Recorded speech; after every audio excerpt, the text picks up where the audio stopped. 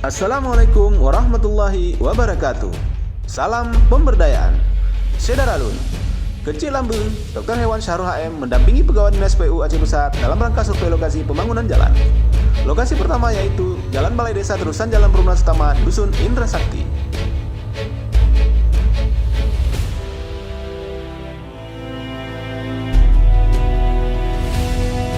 Sedangkan lokasi kedua berada di Jalan Min, Dusun Poja. Jalan ini rencananya dibangun menggunakan APBK Aceh Besar tahun anggaran 2022. Sekian yang informasi yang dapat kami sampaikan dan terima kasih.